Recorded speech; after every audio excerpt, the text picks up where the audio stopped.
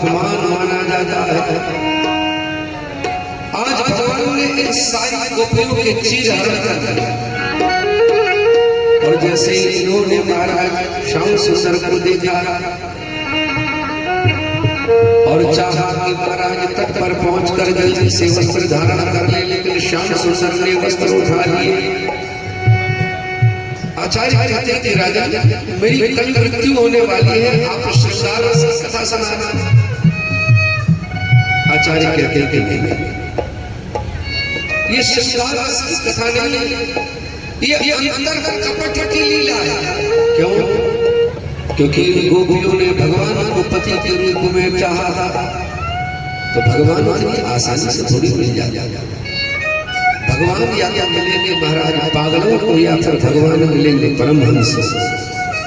जो जीवन में अपने शरीर का भान भी भूल जाता है महाराज, वो परमहंस है। मैं कितने दिनों से खाया नहीं नहाया नहीं और ये भी भूल जाए तो महाराज पागलों की तरह जो भगवान के पीछे पड़ता है उसे भगवान मिलते हैं। भगवान कहते हैं कि उतना आसान नहीं है कि पंजीरी खा लो फूफू बोलो। पंजीरी खा के फूफू बोल सकते हो क्या? संसार में भी रहना चाहते हो और भगवान को भी चाहते हो, ऐसा नहीं होगा। भगवान ने इनके वस्त्र उठा लिए। ये गोपियां कहते हैं कि श्याम हम कंठ तक जल में डूबी हुई है। भगवान कहते बस यही तो समझाना चाहता हूँ कि कंठ तक माया में डूबी हुई हो और मेरा सानिध्य चाहती हो। ऐसा तो कभी हो नहीं सकता कि माया में डूबा हो और महाराज राम चाहिए हो। श्याम सुंदर कहते हैं कि तुम्हें बाहर आना पड़ेगा। हे श्याम हमारे वस्त्र दे दो, हमारी ऐसी हालत नहीं है कि हम बाहर आ सके। भगवान कहते हैं अगर ऐसा इमरजेंसी आ जाए तो अपनी हालत तुमने बनाई क्यों? मान लो अगर तुमको कोई ऐसी इमरजेंसी पड़ जाए तो तुम तो जल से बाहर भी नहीं निकल पाओगी। अब तुम लोगों को चाहिए तो वस्त्र ले लो। कहती है कि श्याम हमारी हालत ऐसी नहीं है कि हम जल से बाहर आ सके। भगवान कहते हैं कि जल ले, अगर वस्त्र लेना है तो जल से बाहर आना पड़ेगा। ब्राह्मणों की कन्याओं ने कहा कि हे श्याम तुम तो धर्मज्ञ हो। भगवान कहते हैं कि जब इतना जानती हो कि मैं धर्मज्ञ हूँ तो अधर्म करूंगा नहीं, बाहर आ जाओ। क्षत्रियों की बेटियों ने कहा कि श्याम हम जाके नंद बाबा से शिकायत कर देंगे तुम्हारी। तो श्याम सुंदर कहने लगे तो मैंने कब मना किया, बाहर निकलो और जाओ। शिकायत करने के लिए बाहर आना पड़ेगा। जमुना जी ने एंड्रॉइड मोबाइल लेकर थोड़ी नहा रही हो कि यहीं से नंबर मिला लो, बाहर तो निकलना पड़ेगा, आ जाओ बाहर। अन्य कन्याओं ने कहा हे श्याम हम तो तुम्हारी दासी हैं। भगवान ने कहा अगर दासी हो तो मैं तुम्हारा स्वामी, तुमको आज्ञा दे रहा हूँ, आ जाओ। अब तो महाराज चारों वर्णों की कन्या निरुत्तर हो गई तो बाहर आ गई। महाराज ये शर्म के मारे अपने हाथों से ही अपने शरीर को ढक दे। भगवान कहते हैं कि नहीं, अभी तक तुम्हारे संसार लगा हुआ है, अभी तक तुमको ये भान है कि मैं स्त्री हूँ कि पुरुष हूँ। और महाराज ये जब सब कुछ भूल जाता है तो भगवान मिल जाते हैं। भगवान ने कहा दोनों हाथों पर करो। प्रत्येक कर्म के साक्षी ये सूर्य भगवान है, इनका अपराध किया है तुमने। यूं महाराज सारे वस्त्रों को त्याग कर जल में स्नान नहीं किया जाता। सारी गोपियों ने महाराज जब हाथ ऊपर करके सूर्य भगवान को प्रणाम किया तो महाराज इनकी लोक लज्जा छूट गई, देह का भान भी छूट गया। ये सबसे सब भगवान के चरणों में ही समर्पित हो गई। गोपियों दूसरा अपमान तुमने वरुण देव का किया है, वरुण देवता से क्षमा याचना करो। और भगवान इनको वस्त्र देने लगे। गोपियां कहती कि जब पहले वस्त्र चाहिए थे तब दिए नहीं, अब जब नहीं चाहिए महाराज अब क्यों दे रहे हो? तो भगवान ने कहा संसार की मर्यादा रखने के लिए ये वस्त्र धारण करो। आप लोगों ने देखा होगा जो भगवान का भक्त हो जाता है उसे फिर अपने शरीर का भान नहीं होता। आप लोग गए होंगे दादा धोनी वाले के दरबार, आपने देखा उनका चित्र। महाराज बिल्कुल भी वो तो सब ये शरीर क्या है, ये माटी है। इस माटी को माटी से ढककर क्या करेंगे? गोपियां कहती है, लेकिन भगवान कहते हैं कि ये मेरी भक्ति है, आने वाले समय में मैं तुमको कृतार्थ करूंगा। आज भगवान की वो शरद पूर्णिमा की रात्रि आ गई। भगवान ने क्लीम नाम का बीज फूंका और महाराज उन गोपियों के कान में चला गया और जाकर वंशी ने कह दिया कि जाओ, शाम तुम लोगों को सबको जमुना की पुनन पर बुला रहे हैं। महाराज जिस जिस गोपी ने सुना वो गोपी वहां से उठी और दौड़ती हुई चली गई।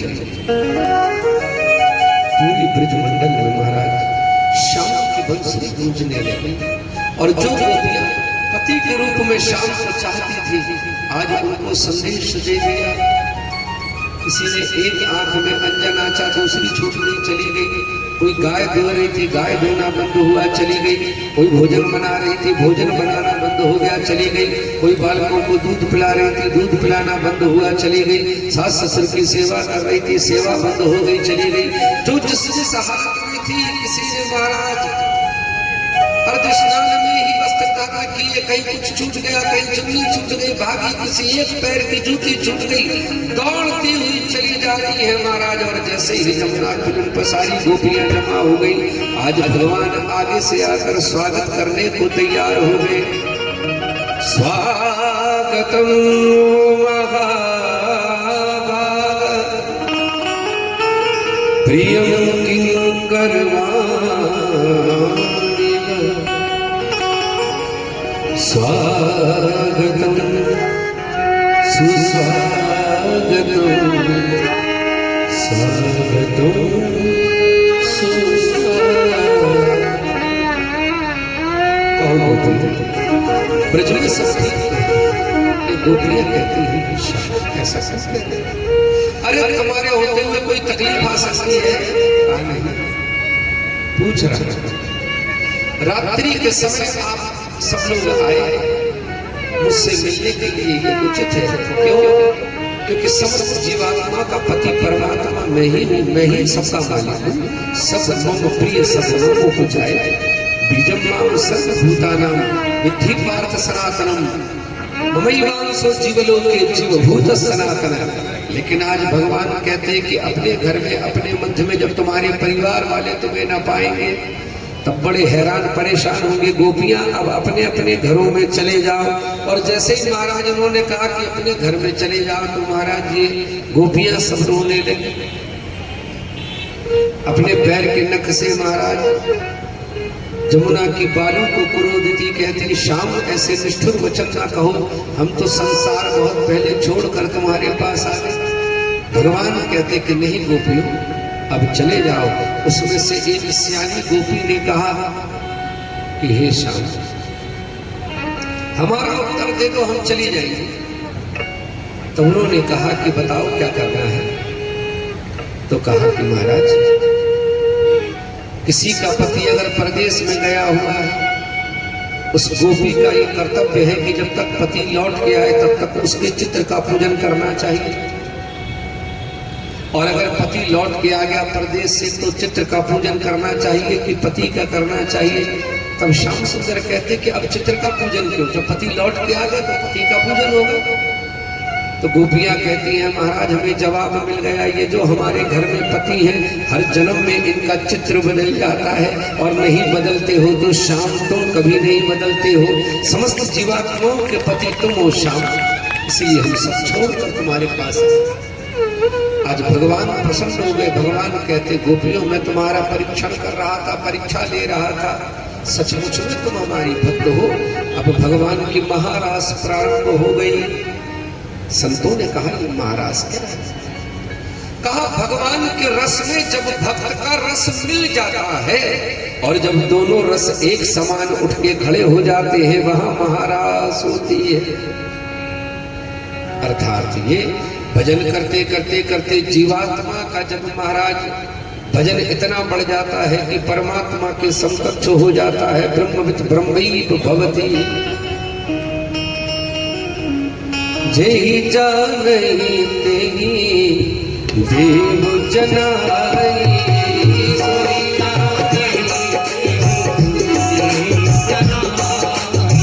जानत तुम्हारी तुम्हारी होई जाई।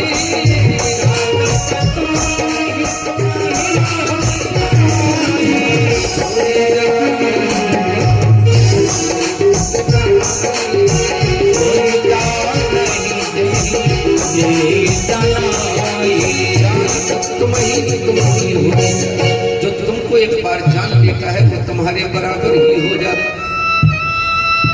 उस भक्त को भगवान महाराज में प्रवेश दे देते हैं। महाराज क्या, इन खुली आंखों से भगवान की एक एक झांकी को देखना, भगवान के साथ ही महाराज घूमना, नाचना, विचरण करना, वो महाराज। आज भी भारतवर्ष के अंदर हमारे बाबा सूरदास जैसे कई महाराज ऐसे सिद्ध संत हैं जो महाराज भगवान के महाराज में प्रवेश कर जाते हैं। भजन करते करते करते करते अपने शरीर का भान भूल जाता है महाराज संतों। आज जमुना के पावन तट पर महारास प्रारंभ हो गई। रास रचो, रास रचो, रास रचो, मधुबन रास रचो।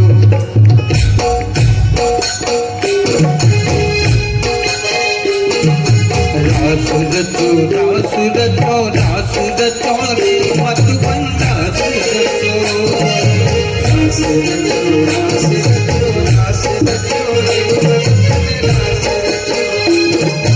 रास रचो, रास रचो, रास रचो रे मधुबन रास रचो।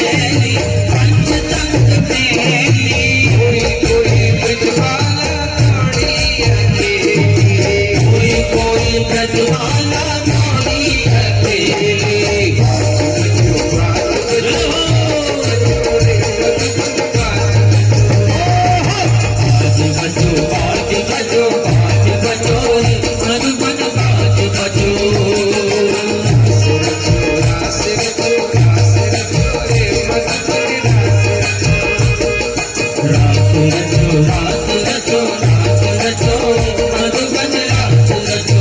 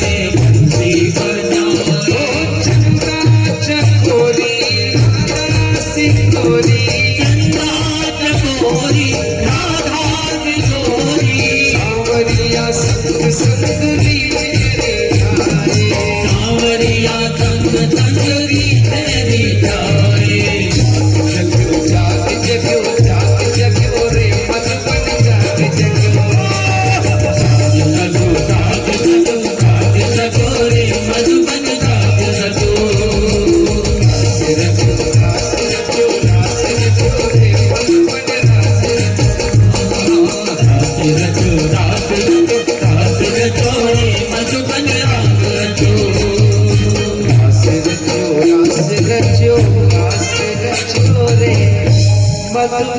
रास रचो। आज भगवान की महाराज सुन रहे हैं और महाराज रास करते करते करते इन गोपियों को अभिमान आ गया। कामना के बीज का अंकुर जन्म ले लिया। ये गोपियां मन में विचार करती, देखो तो सही श्याम सुंदर कैसे साधारण पुरुष की तरह हमारे पीछे पीछे भाग रहे हैं। तब तो श्याम सुंदर कहते हैं कि गोपियों ये बात ठीक नहीं। जब तक मैं मिला नहीं था तब तक तो रो रही थी, और अब जब मैंने रास में प्रवेश दे दिया है तो अभिमान कर बैठी। भगवान का भोजन अभिमान है। जीवन में कभी भी भक्ति करना तो अभिमान मत करना। अगर भक्ति में अभिमान कर लोगे प्यारे तो जीवन में याद रखना बहुत बड़ा नुकसान है। आज भगवान इनके बीचों से अंतर्धान हो गए।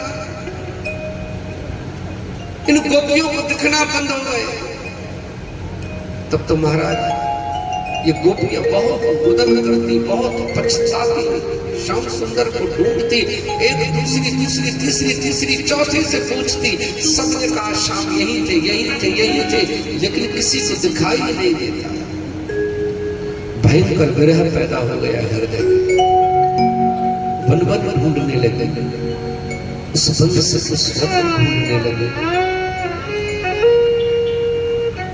हे खगमृग हे मधुकर श्रेणी,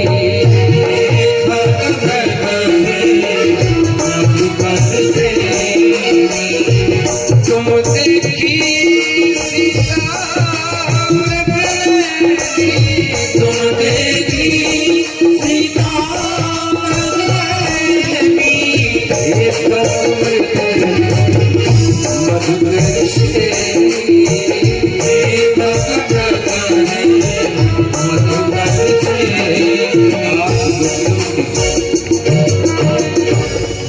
स्थिति हो गई महाराज कि अपने आप का भाग भी भूल गई।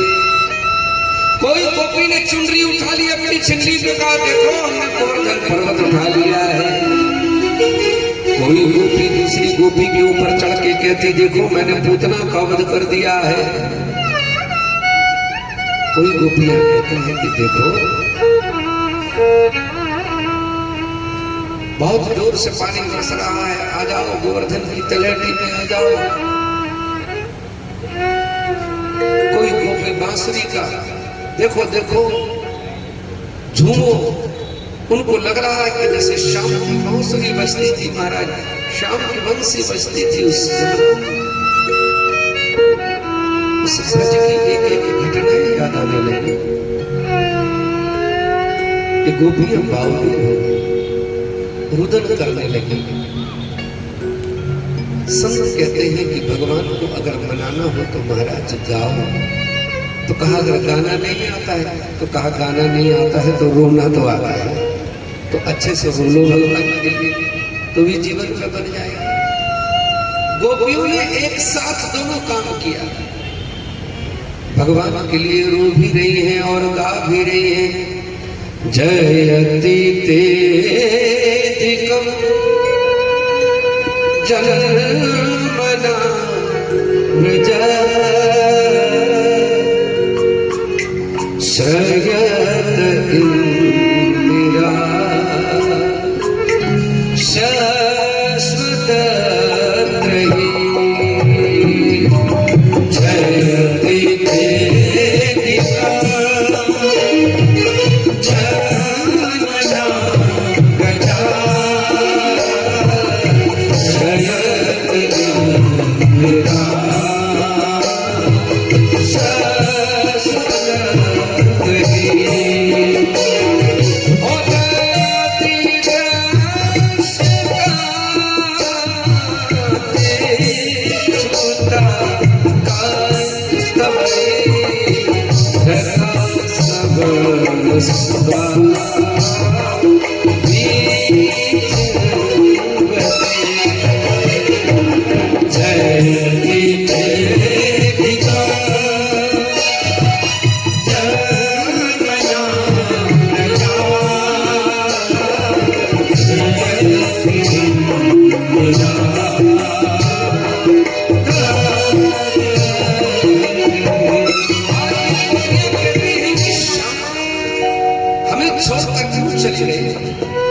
हम तो तुम्हारी बिना मोल की दासी है, तुम्हारी सेवा करती है, उसके बदले तुमसे कुछ चाहती नहीं है।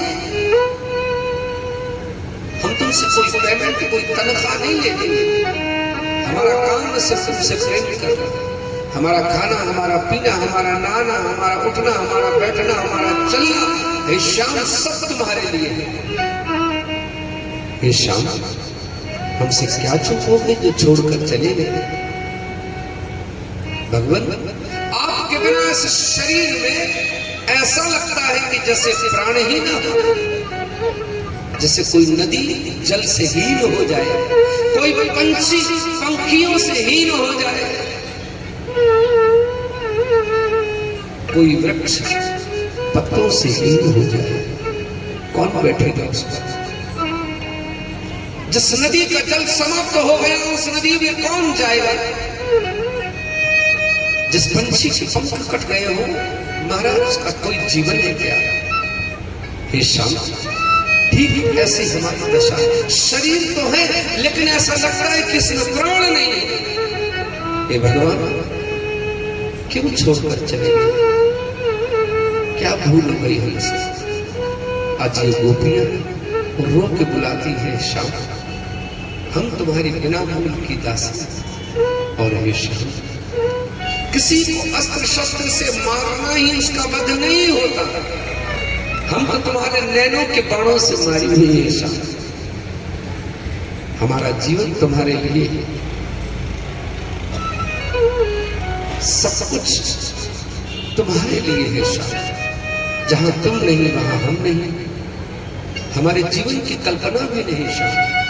आज जब ऐसा सुदंड करके ये गोपियां रोने लगी, श्याम उनके मध्य में प्रकट हो गए। बोलिए रास बिहारी भगवान की जय हो। सारी गोपियों ने आंसू पोंछते हुए अपने चुनरी का आसन उठाया महाराज, और श्याम को पकड़ के बिठा के पूछने लगे कि श्याम तू कहाँ चले गए? भगवान कहते हैं, मोह को कहाँ ढूंढे रे बंदे, मैं तो तेरे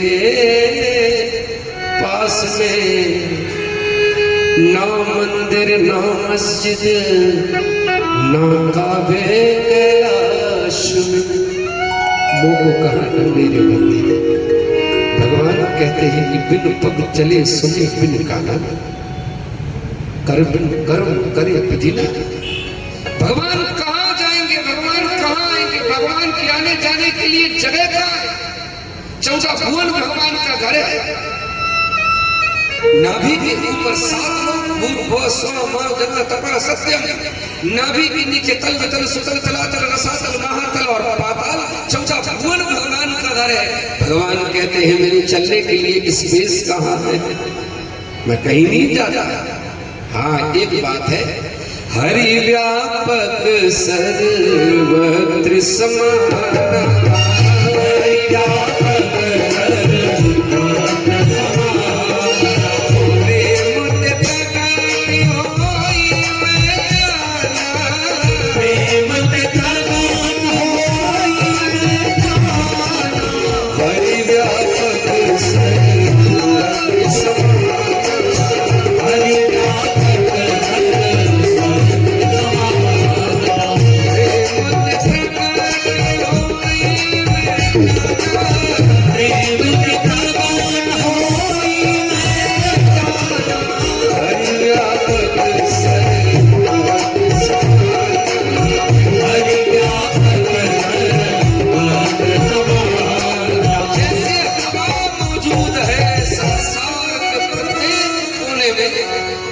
उसी प्रकार से मेरा श्याम सुंदर मौजूद है प्रत्येक कोने में। तू रहता तो है लेकिन दिखाई नहीं देता। हे श्याम, भगवान कहते हैं कि हरि व्यापक सर्वत्र समाना। प्रेम प्रकट हो ही मैं जाना गोपियों, तुम्हारा प्रेम काम में परिवर्तित हो गया। जीवन में याद रखना, दो शब्द है, एक का नाम है वासना और दूसरे का नाम है उपासना। जब तक जीवन में वासना रहेगी तब तक फंसे रहोगे, और जिस दिन महाराज वासना में उपासना प्रवेश कर जाएगी, भगवान के भगत बन जाओ। रावण जब महाराज अपनी मस्ती में रहता था, तब उल्टे हाथ से उठा कर कैलाश पर्वत को नाचता था। तब जगदम्बा महारानी कहती थी कि अरे अपने इस भक्त को समझाते नहीं हो, जब भी उठा के देखो नाचने लगता है, भूकंप आ जाता है। ये उसका प्रेम था। और उसी शिव का दिया हुआ ये त्रिशूल, आज जब सीता स्वयंवर में गया रावण, तो महाराज वो त्रिशूल तनिक भर भी हिला नहीं पाया। क्यों? क्योंकि जब वो नाचता था तो शिव की उपासना करता था। और आज जानकी मैया को देखकर आंखों में वासना आ गई महाराज, तो धनुष नहीं हिला। जीवन में महाराज याद रखना, अगर उपासना है तो परमात्मा है, और जहां पर जगत की वासना है वहां बंधन है। और वासना महाराज तीन प्रकार की, वासना, असत वासना और मिश्रित वासना। लेकिन ये तीनों वासनाएं जीवन में तुम्हें फंसा देगी, और भगवान की कथा और संत की कृपा तुम्हें उपासना में प्रवेश करा देगी। तो आज श्याम सुंदर कहते कि मैंने तुम्हें उपासना में प्रवेश कराया, लेकिन तुम हमारे साथ रास करते करते करते करते उस भाव को भूल गई। तुम्हें मैं साधारण मनुष्य दिखने लगा। गोपियों ने यही कहा था कि साधारण मनुष्य की तरह श्याम हमारे पीछे। भगवान कहते हैं कि बस यही गलती के कारण मैं तुम्हारे बीच में तो था, लेकिन गोपियों में दिखना बंद हो गया। भगवान है लेकिन हमको नहीं दिखाई देते। क्यों? क्योंकि आंखों पे माया का पर्दा है। आप ही की तस्वीर हो और महाराज दर्पण में धुंधलापन लगा हुआ हो तो नहीं दिखाई देगा। जैसे दर्पण को किसी अच्छे वस्त्र से साफ करते हो, आप अपने आप को देखते हो मैं कितना अच्छा दिखाई दे रहा हूँ, ठीक उसी प्रकार से इस मन के दर्पण की मलिनता को समाप्त करने के लिए भगवान के नाम का पोंछा लगाओ। और जिस दिन यहाँ पोंछा लग जाएगा, अंदर बैठा हुआ तेरा श्याम मुस्कुराने लगेगा। फिर कहाँ जाने की जरूरत है? भगवान कहते मुंह को कहाँ ढूंढे रे बंदे, मैं तो तेरे पास में, ना मंदिर ना मस्जिद ना काबे कैलाश, जीने पोतरी जीव चकमक में तेरा साईं तुझ में बसे, तू जाग सके तो जा। तेरा साईं तुझ में बसता है, कहाँ ढूंढ रहा है?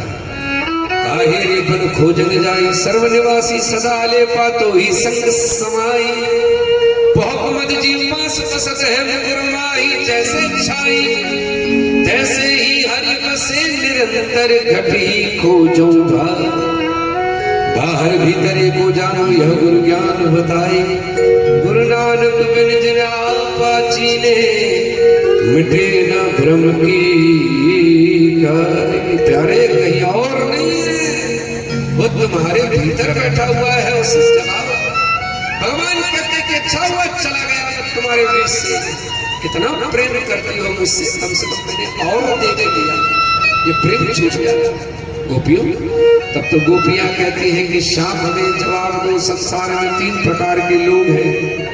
एक जिनसे जो प्यार करता है उसके बदले में प्यार करते हैं, एक वो होते हैं कोई उनसे प्यार करे चाहे ना करे वो सबसे प्यार करते हैं, और तीसरे वो होते हैं कि कोई चाहे उनसे कितना भी प्यार करे वो किसी से प्यार नहीं करते। श्याम इन तीन कैटेगरियों में से बताओ तुम्हारी कौन सी है? श्याम कहते हैं कि देखो गोपियों, मैं जानता हूँ कि तुम उनसे बहुत प्रेम करो, तुम अमर हो जाओ, अमरवत रहकर मैं तुम्हारी सेवा करूँ तो प्रेम से पूर्ण नहीं हो सकता, लेकिन तुमने पूछा संसार में 3 प्रकार के लोग हैं, जो प्रेम के बदले प्रेम करते हैं, वो सच्चा प्रेम नहीं करते, वो तो स्वार्थ का प्रेम है, वो तो व्यापार है। तुमने दिया, हमने दिया, महाराज ये तो विनिमय हुआ, ये तो व्यापार। और तुमने कहा कि कोई किसी से प्रेम करे चाहे ना करे, वो सबसे प्रेम करे, तो कहा ऐसे तो माता पिता होते हैं। कोई औलाद उनसे प्रेम करे चाहे ना करे, लेकिन माता पिता अपनी सारे औलाद से प्रेम करते हैं, सारी संतानों से प्रेम करते हैं। ऐसे तो गुरुजन होते हैं, कोई शिष्य से प्रेम करे अथवा ना करे, लेकिन गुरु सबसे प्रेम करते हैं। और तीसरे 3 प्रकार के हैं जो आत्मकाम हो चुके हो, जो आत्मराम हो चुके हो महाराज, वो संसार में किसी से मतलब नहीं रखते। क्यों? क्योंकि वो तो महाराज अपने भगवान के भजन में ही लगे। कौन उनसे प्रेम करता है, कौन उनसे नफरत करता है, क्या लगे। और दूसरे लोग जो कृतज्ञ होते हैं महाराज, उनसे कितना भी प्रेम करो लेकिन वो प्रेम नहीं करते। लेकिन श्याम सुंदर कहते हैं गोपियों, मैं ऐसा नहीं, मैं तुम लोगों को अमरवत रहकर अमरवत तुम्हारी सेवा करूं तो तुम्हारे प्रेम से ऋण नहीं हो सकता। आज श्याम सुंदर ने पुनः महाराज ने गोपियों को प्रवेश दिया।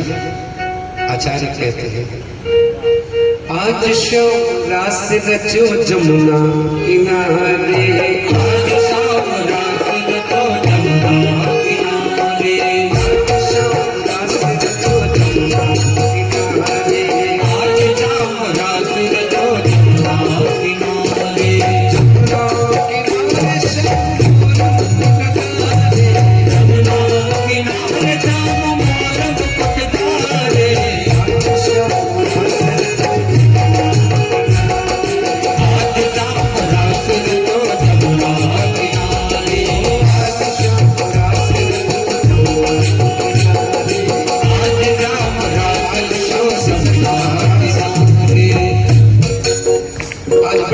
रास हुई श्याम सुंदर की। 6 मास तक ये रास चली।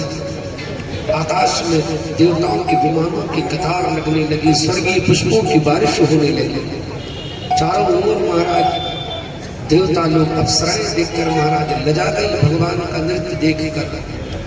6 महीने तक मानो महाराज सूर्य रुक गए हो। भगवान की महाराज भगवान ने सबको जमुना के साथ जमुना जल में प्रवेश करवाकर महाराज उनके साथ विहार किया। भगवान ने सबको कृतार्थ किया। आचार्य कहते हैं कि राजा भगवान ने शंखचूर्ण का उद्धार किया, अरिष्टासुर ब्रह्मासुर का उद्धार किया, सुदर्शन का उद्धार किया, और महाराज केशी और ब्रह्मासुर का उद्धार किया। इतने में तो कंस ने अक्रूर को बुला लिया और ये कंस कहता है कि जाओ और जाकर इस श्याम सुंदर को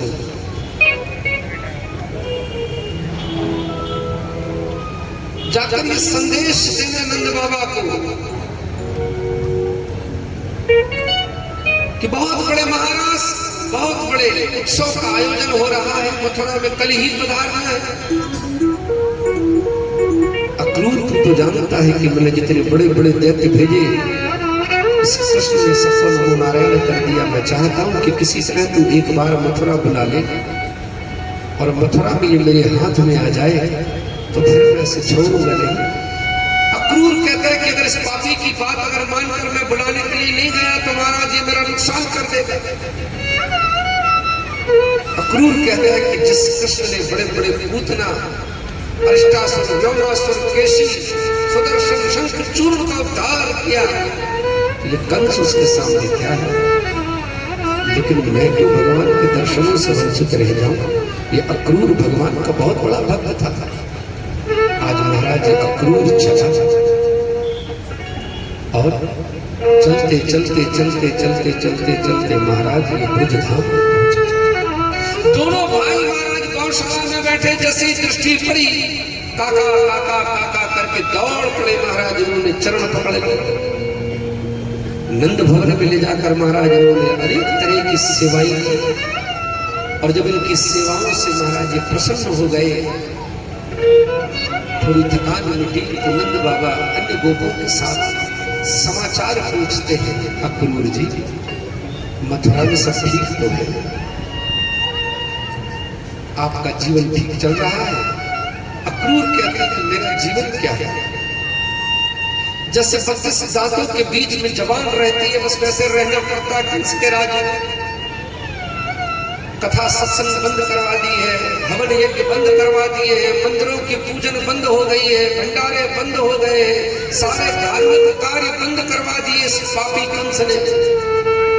महाराज उसके राज्य में तो जैसे 32 दांतों के बीच में जिभ्या रहती है वैसे रहना पड़ता है। अच्छा किसी से आना हुआ?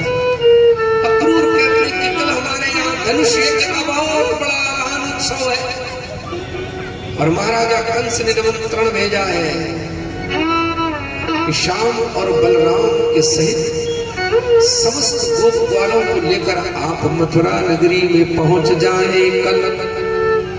जैसे ही श्याम सुंदर ने बलदाऊ की तरफ देखा, बलदाऊ भैया मुस्कुरा के कहते हैं कि श्याम लगता है मामा जी का भी नमो नारायण का टाइम आ गया है, मामा जी ने स्वयं बुला लिया है, इसका मतलब महाराज उसका भी काम पूरा होने वाला है। बड़े प्रसन्न होकर कन्हैया कहते बाबा बाबा मैं तो चलूंगा, मथुरा चलूंगा। आज जैसे ही श्याम सुंदर ने कहा मैं तो मथुरा जाऊंगा, यहाँ गोपियों ने सुन लिया महाराज, तब तो गोपियों को बड़ा दुख हुआ। गोपियां महाराज मन में विचार करती, अगर ये चले जाएंगे तो कल से ये ब्रज सुना हो जाएगा क्या? एक गोपी ने दूसरी गोपी से कहा चिंता मत करो, श्याम की तो आदत है, वो तो नटखट है, उसका तो काम ही है हमें छेड़ना, जाने वाला नहीं। एक गोपी ने कहा नहीं नहीं मैंने देखा है वो सही में कह रहा था, चला जाएगा। दूसरी गोपी ने कहा अगर चला जाएगा तो चले जाएगा। तीसरी गोपी ने कहा ऐसे क्यों कह रही हो, अगर कल से चले जाएंगे तो क्या हमको दर्शन नहीं होंगे? तब चौथी गोपी ने कहा कि नहीं नहीं, जितना हम उनसे प्रेम करते हैं उनसे ज्यादा श्याम हमसे प्रेम करता है। पांचवी गोपी ने कहा कि नहीं ये काला है, काले के ऊपर विश्वास मत करना।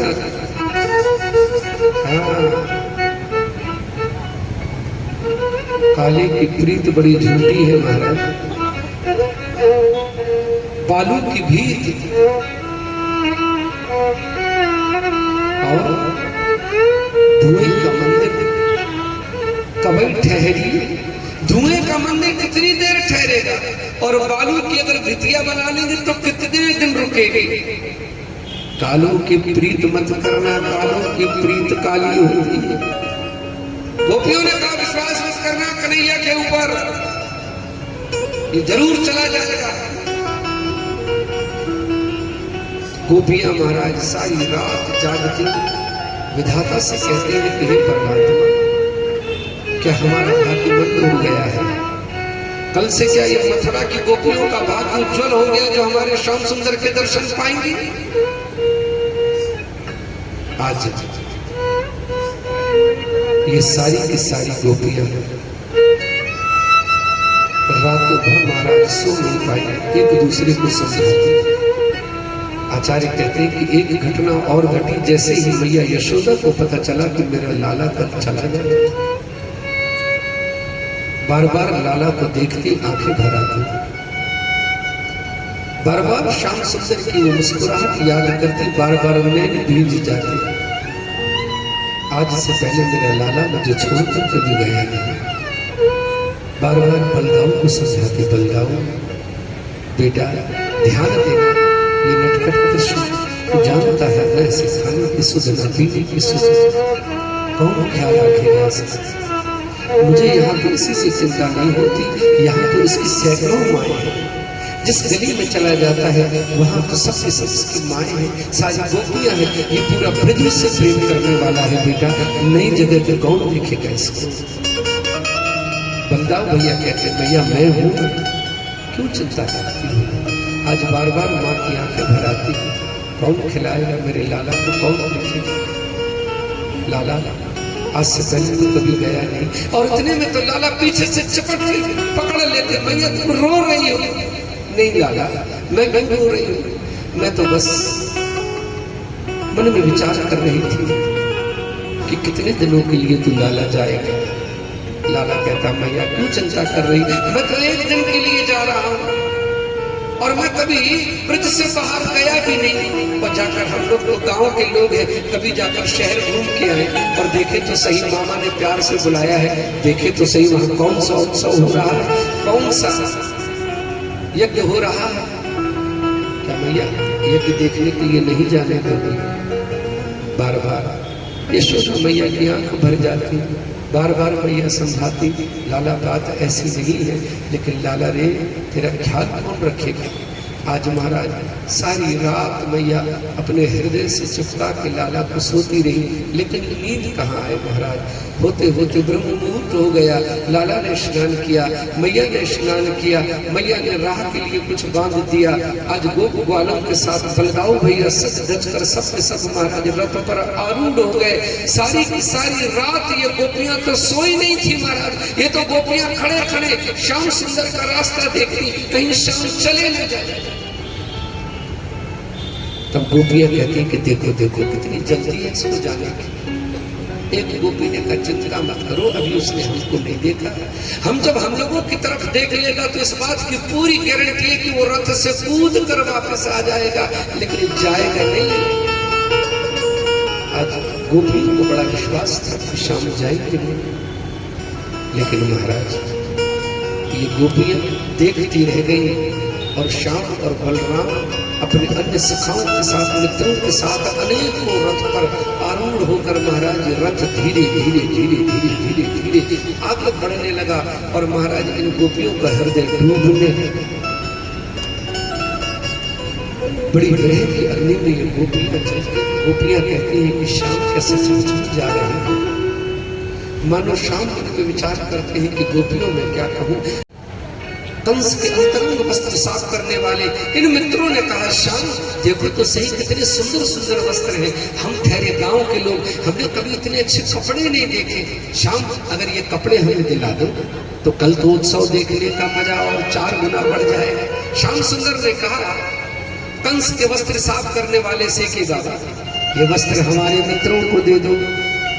उसने इतनी जोर से झड़क लगाई कि अब बड़े चढ़ कहीं की गांव के जंगली, कभी तुम लोगों ने इतने सुंदर वस्त्र देखे, जानते हो मैं कौन हूं, मैं कंस का अंतरंग वस्त्र साफ करने वाला हूं, जाओ जाओ यहां से। आज महाराज बड़ी बेइज्जती कर दी, लेकिन श्याम सुंदर कहते कि सुनो कान्हा, ये मेरा रामा अवतार नहीं है, ये मेरा श्यामा अवतार है। यहाँ तो मुझे जो अच्छा लगता है मैं वही करता हूँ। भगवान ने खींच के मारी, जोर से थप्पड़ मारा, सिर धड़के लग हो गया। आज अपने मित्रों से कहते कि उठा लो जिसको जो वस्त्र चाहिए हो। सब लोगों ने महाराज वस्त्र तो उठा लिए, और जैसे पहने किसी की बाह लंबी, किसी की लंबाई बड़ी, किसी का गला बड़ा, सारे के सारे सर्कस के जोकर दिखाई देने पड़े। सामने से चले आ रहे थे धोबी काका, दर्जी काका।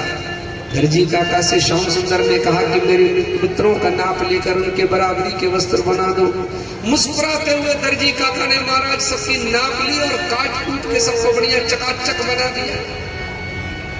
अब श्याम सुंदर की तरफ देखकर बलदाऊ भैया कहते हैं कि तुमने काका से काम तो करवा लिया, लेकिन महाराज जेब में तुम्हारे माल तो है नहीं, अब इसको दक्षिणा क्या दोगे। तो श्याम सुंदर ने आशीर्वाद दिया दर्जी काका को, दर्जी काका तुमने हमारा काम तो कर दिया, लेकिन मैं आशीर्वाद दे रहा हूँ कलयुग में आदमी 500 का कपड़ा लाएगा 5000 की सिलाई देगा। तुम्हारा जितने बुटीक वाले हैं सबकी बन गई है, ये श्याम सुंदर का आशीर्वाद है, ये भगवान की कृपा है। आगे चले, इतने में महाराज अंगराग लेकर चली आ रही थी कुब्जा महारानी। श्याम सुंदर ने कह दिया अरे सुंदरी कहाँ जा रही है।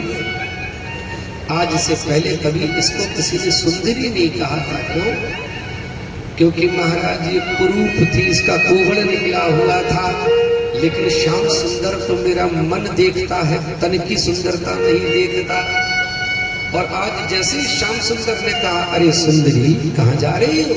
तो कुब्जा ने कहा, महाराज मैं अंगराग बनाकर कंस की दरबार में रोज जाया करती हूँ, मेरे हाथ का अंगराग उसको बड़ा पसंद है। तो श्याम सुंदर ने कहा कि ये अंगराग हमें दे दो। मुस्कुराती हुई कुब्जा महारानी ने कहा कि ये अंगराग आप ले लीजिए सरकार, और आप इसका लेपन करेंगे तो मेरा जीवन धन्य हो जाएगा। आज श्याम सुंदर ने अंगराग को लगाया और महाराज अपने सखाओं को लगाया। तो बलदाऊ भैया कहते हैं कि दर्जी काका को तो आशीर्वाद दे दिया, इसे क्या दोगे श्याम सुंदर को? तो अन्य सखाओं ने कहा, अरे श्याम, जिसको तूने सुंदर कह दिया है वो कैसे कुरूप रह सकता है? आज श्याम सुंदर ने अंगूठे के ऊपर अपना अंगूठा रखा और ठोड़ी पे हाथ रखकर जैसे ही जोर से उचकाया, ये कुब्जा महारानी सचमुच में सुंदरी हो गई, इसका कोहड़ छूट गया। बोलिए श्याम सुंदर भगवान की। भगवान का इशारा हुआ, महाराज ये कुब्जा महारानी सचमुच में सुंदरी हो गई, बहुत सुंदर। कुब्जा महारानी ने बहुत प्रार्थना की, भगवान मुझे कृतार्थ करी। भगवान ने कहा कि आने वाले समय में तुम्हारे घर में आके आशीर्वाद देंगे। आज भगवान ने कुब्जा को कृतार्थ किया और आगे बढ़े। महाराज बड़ी सुंदर सुंदर मालाएं लिए हुए माली खड़ा था। एक विशेष पुष्पों की माला श्याम सुंदर को पहना दी और सारे मित्रों को पहना दी। महाराज अब सब ब्रिजवासी चकाचक लगने लगे और वहीं पहुंच गए यज्ञशाला में। महाराज यहाँ पे कल धनुष यज्ञ था, बड़े बड़े सिपाहियों ने रोकने का प्रयास किया। भगवान ने धक्का मारा और अंदर चले गए, उठा लिया उस धनुष को और उठा के जैसे ही प्रतिज्ञा चढ़ानी चाहिए, दो भागों में ये विभक्त हो गया, धनुष टूट गया। इतनी भयंकर टंकार हुई, महाराज कंस पलंग से गिर गया। सिपाही लोग दौड़े और कहा कि महाराज जो धनुष यज्ञ कल होने वाला था उसका तो आज ही नमो नारायण कर दिया श्याम ने, कृष्ण ने तोड़ दिया। हाँ महाराज, ये कंस जानता था कि मुझे वरदान है, जिसके हाथ से ये धनुष टूटेगा मौत भी उसी के हाथ से होगी। तब तो महाराज ये कंस थर-थर कांपने लगा। कंस ने कहा कि चारों ओर सैनिकों को सतर्क कर दो। राष्ट्र के बड़े बड़े पहलवानों को बुलाया गया, शल और कौशल, चाणूर और मुष्टिक को नियुक्त कर दिया गया और द्वार पे महाराज कुबलिया पीड़ हाथी को लगा दिया गया। 10,000 हाथियों का बल था इस हाथी में। रात भर महावत से कहकर इसको मदिरा पान कराई गई। ये उन्मत्त हो गया और कहा कि जैसे ही श्याम सुंदर सामने आए, हाथी के पैरों के नीचे कुचलवा देना। महावत को बता दिया कि बचने ना पाए दोनों भाई, और श्याम सुंदर से बचने के लिए अपने आसन को बहुत ऊंचा लगवा लिया। ये कंस कहता है कि अगर महाराज कुबलिया पीड़ से बच जाए तो चाणूर और मुष्टिक, शल और कौशल जैसे पहलवानों से नहीं बचना चाहिए, और अगर इनसे भी बच जाए तो अपना आसन महाराज ऊंचा लगा दिया। भागा तो भागा, नहीं तो आपन भागा। अगर महाराज नहीं पकड़ पाए तो पीछे से कूद के भाग जाएंगे। ये मन में विचार किया बहुत ज्यादा, और सामने से महाराज आज दुआ लेने के लिए श्याम सुंदर स्वयं आ गए और महावत से कहते हैं कि भाई अपना ये हाथी हटा ले। महावत ने कहा नहीं हटाएंगे तो कहा चिंता मत करो, इसके साथ तुम्हें भी हम सदन भेज देंगे। आज तो महाराज पर तो गुस्से में हाथी को दौड़ा दिया महावत ने। श्याम सुंदर महाराज इन 4 पैरों के बीच में छुप गए हाथी के। हाथी गोल गोल घूमने लगा, श्याम सुंदर गोल गोल घुमाने लगे। घुमाते घुमाते हाथी की बुद्धि चकरा गई। श्याम सुंदर ने सूंड पकड़ी और मस्तक पर प्रहार किया और चिंगाड़ मारता हुआ महाराज ये धूल धूसरित हो गया। एक कुबलिया पीड़ और दूसरा बरहा पीड़। बरहा पीडम नटवर पपो कर्णयो कर्णिका विभ्रतवासा कनक कपिशुम वैजयन्ती चमारा रंध्रान वेणुरधर सुदया पूरयन् गोप वृंदै वृंदारण्यं सुपद रमणं प्राविश्य गीतिकी। कहा कि एक बरहा पीड़ है और एक ग्वालिया पीड़ है। तो कहा कि महाराज एक धर्म है, एक अधर्म है, एक सत्य है, एक असत्य है, तो कौन जीतेगा? जहां धर्म है, जहां सत्य है।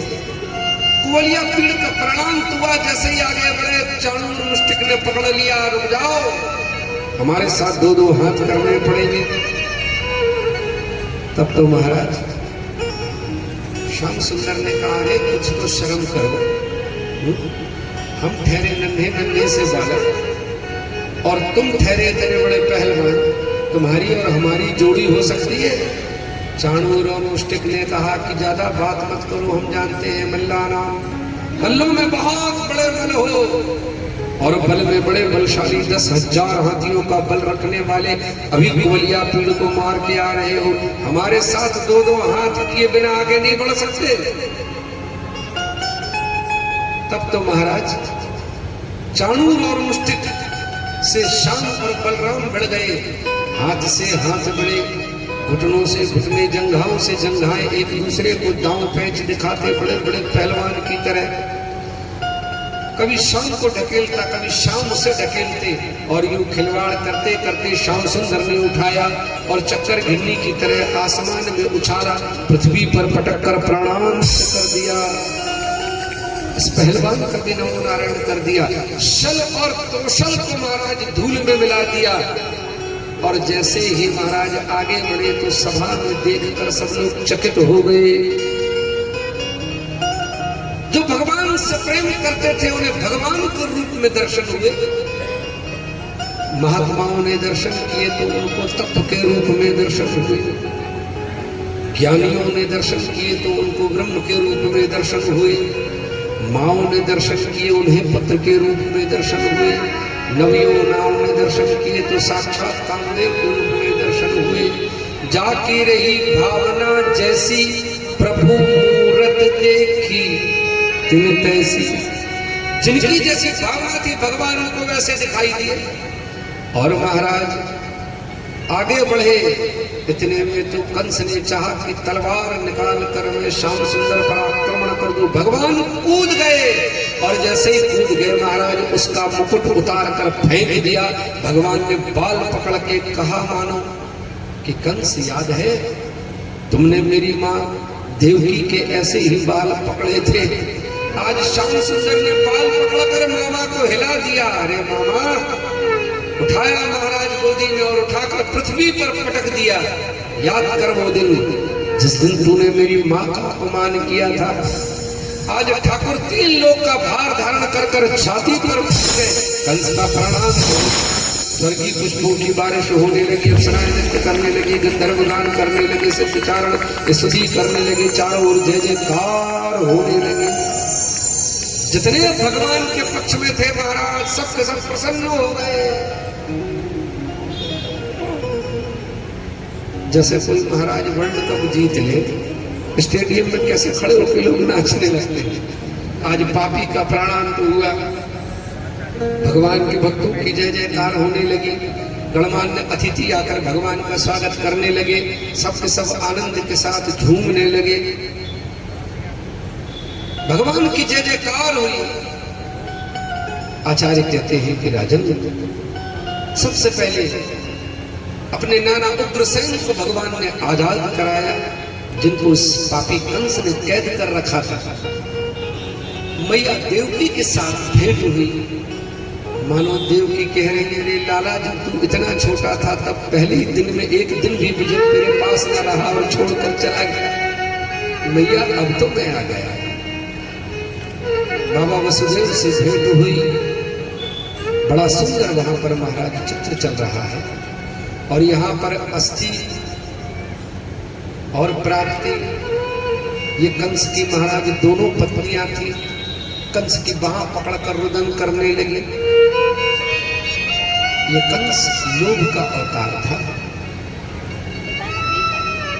लोभ क्या कहता है? अस्थि मेरे पास है और प्राप्ति, और मुझे और प्राप्त करना है।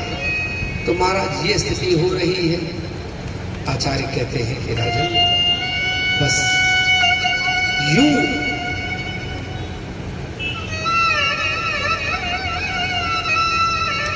बड़ा सुंदर चित्र चल रहा है, बड़ी सुंदर भेंट हो रही है, वर्षों के बाद मिला है। इतने में तो नंद बाबा कहते हैं श्याम अब तो हमारा काम हो गया, अब तो इस पापी कंस का वध हो गया है, अब तो चलो हमको चल के ब्रिज लौट चलना चाहिए। लेकिन श्याम सुंदर मन में विचार करते हैं कि मैंने अभी अभी कंस का वध किया है, और कंस किसके दामाद है? तो कहा कि महाराज इस जरासंध नामक राक्षस के ये इनकी दोनों बेटियां जाकर अपने पिता को बताएंगी और जरासंध भयंकर भीषण आक्रमण करेगा। अगर मैं मथुरा से चला जाऊंगा तो महाराज फ्री में मथुरा वासी पिस जाएंगे। तो आज कहा बाबा बाबा आप चले वृंदावन, मैं थोड़े दिनों में लौट के आ जाऊंगा। आज सारे सखा लिपट लिपट के रोने लगे, शाम ऐसा मत करना। बाबा कहते कि मैं तो चला जाऊंगा शाम, लेकिन जब तुम्हारी माँ पूछेगी तो तुम्हारी माँ को मैं क्या जवाब दूंगा? बाबा समझा देना, मैं आऊंगा जरूर। मित्र कहते हैं कि वो गोपियां पूछेंगी शाम, तो तुम्हारी सखियों से तुम्हारी गोपियों से मैं क्या कहूँ? प्यारे उनसे कहना कि शाम आएगा जरूर। आज ये महाराज सबका दिल भर गया, बहुत रोए महाराज, सब यहाँ से चले। आचार्य कहते हैं कि राजन भगवान का उपनयन संस्कार है, और जैसे ही महाराज इन ब्रज की गोपियों को जो ज्ञान हुआ कि सब लौट के आ गए, लेकिन शाम नहीं आया, तब तो महाराज इन गोपियों का विरह और बढ़ गया। जैसे मीरा को लगन थी, ये गोपियां भी महाराज उसी विश्वास में थी कि शाम आएगी। कहा मीरा ने गिरधर से, तुम्हारे नाम रंग रंग के। आज महाराज ये तो शाम के नाम की चुनर ओढ़ी हुई सारी गोपियां शाम के इंतजार में थी कि शाम आएंगे जरूर, लेकिन शाम महाराज आए नहीं। आज इन गोपियों का विरह बढ़ा। आचार्य कहते हैं कि राजन ये गोपियां बावरी सी हो गई। जो शाम से प्रेम करता है महाराज, ब्रज की गलियों में ये गोपियां नाचती, महलों को छोड़कर ये मीरा सड़कों पर नाचती। प्रेम में भरकर जब महाराज मीरा बुलाती थी, और जब प्रेम में भरकर मीरा नाचती थी, तो महाराज सामने प्रकट हो जाते थे। कैसे नाचती थी। आए महाराज उस भक्ति की तरफ थोड़ा चले। ओ कहा मीरा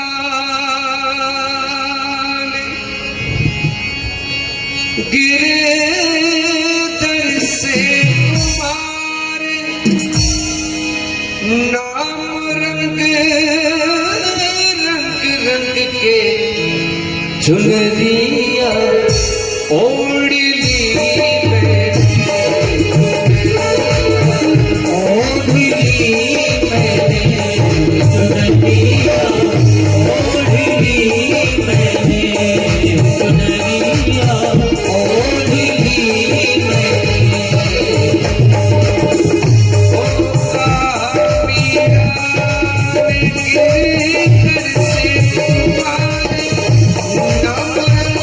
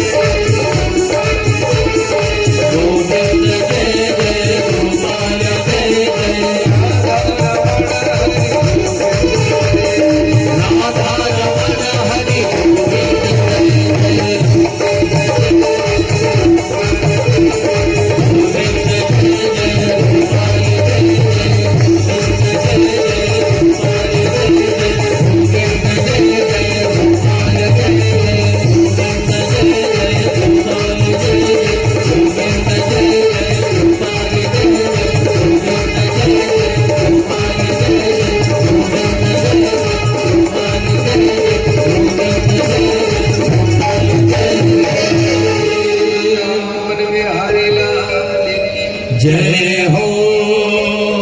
आज महाराज भगवान का उपनयन संस्कार हुआ। किसी ने कहा कि वृंदावन से मथुरा से वृंदावन कोई दूर तो नहीं था,